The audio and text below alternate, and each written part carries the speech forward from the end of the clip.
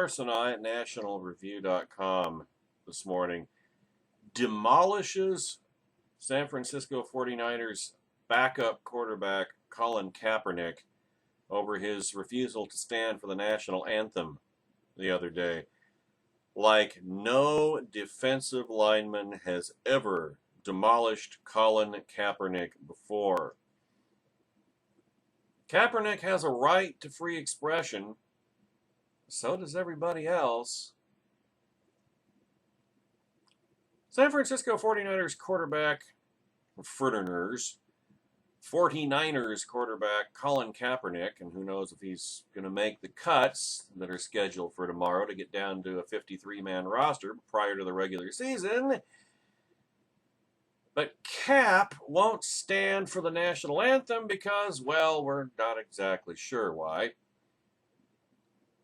I'm sorry, but if you're going to wear a shirt praising Fidel Castro and then protest the lack of freedom, liberty, and justice for all in America, then thinking people have no cause to take your argument seriously.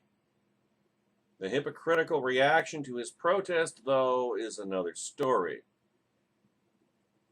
The 49ers say that they recognize the right of an individual to choose and participate or not in our celebration of the national anthem. Good. There's no reason a franchise should inhibit Kaepernick from protesting perceived injustices. It's like I've been saying about this Kaepernick thing. Colin Kaepernick has every right, he has constitutional right to be an ungrateful, racist douchebag. He has every right to do that. But we have every right to call him an ungrateful, racist douchebag for refusing to stand for the national anthem. Just because he has a constitutional right to do it doesn't make it right, doesn't make it noble, doesn't make it something to be emulated and admired and celebrated. Free exchange of ideas goes both ways. That's kind of inherent in the concept of the First Amendment. When Americans clamor to get people fired for taking unpopular political positions, they contribute to an environment that chills speech. Though it looks like Kaepernick might lose his job simply by sucking at it. That's another story. Or, as we saw in the opening video, you ain't no Russell Wilson, bro. Indeed.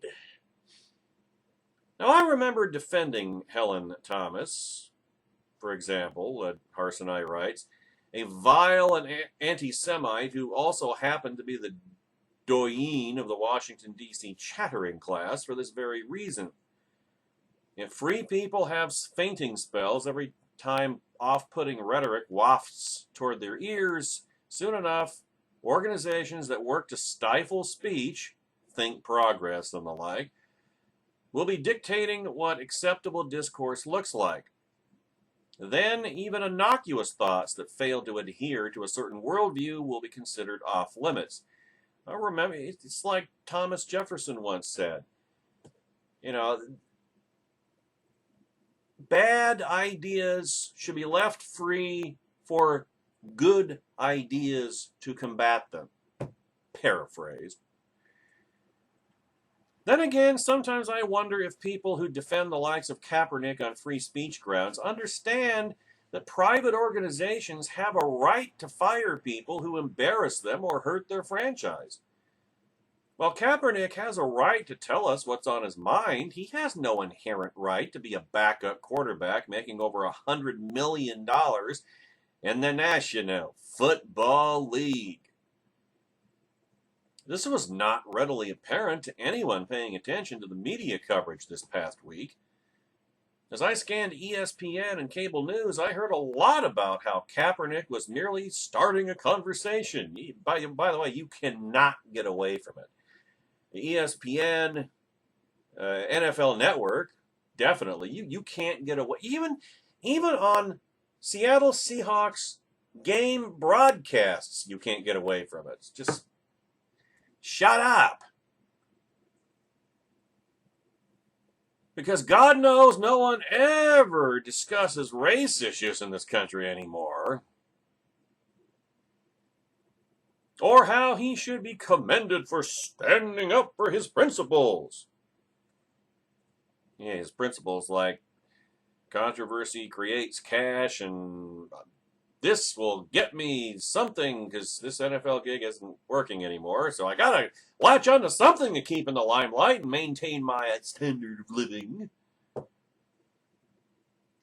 You know, I don't remember comparable apprehension from these modern-day Voltaires when the National Basketball Association moved next year's All-Star game from Charlotte, North Carolina because North Carolinians stood on their principles and decided they wanted to continue to have gender-specific bathrooms in their schools. The move was roundly celebrated. If you like what Kaepernick has to say, embrace it, but stop pretending you give a crap about open discourse, because you don't. I certainly don't remember many of these sports journalists defending the integrity of free expression and principle when Curt Schilling was fired by ESPN for sharing some dumb post on Facebook. I remember that post. It was pretty good. ESPN is entitled to decide what political messages its employees convey on its network or even outside of it. Liberals didn't seem troubled when Brandon Ike resigned as CEO of Mozilla after being under fire, not even for being an open apostate on homosexual rights, but for donating money to a state initiative years before. And I don't recall that too many people were worried about free expression when the Christian owners of an Indiana pizza shop were hounded from their business by angry communists for having offered a blasphemous answer to a hypothetical question about pseudo marriage. Blasphemous, ironically, get it? Play on words, irony. And let's also remember that the sanctity of free speech was not a big topic when people were cheering on the economic protests against Chick-fil-A. The CEO is a fan of actual marriage. Get him! Or Hobby Lobby. It was involved in a lawsuit defending the other part of the First Amendment. You know, the part about religious liberty. Nor should the ability to speak out be debated. Both sides are entitled, constitutionally speaking, to free expression. As Thomas Jefferson said. Now, it's true that athletes have an outsized influence in the media, but even the wealthiest among us should not be inhibited from having a say, right? After watching liberals at the Democrat National Convention cheer for laws allowing the banning of political books and movies and demand the overturning of Citizens United, I am glad to see some renewed passion regarding the First Amendment. After watching communist mobs go after Americans who support actual marriage, maybe we're going to see some more compassion regarding opposing viewpoints. I think he's being sarcastic here. Maybe professional sports leagues and sports networks will stop injecting themselves into political and social debates and allow all people to have a say. Or, more likely, it will always depend upon the topic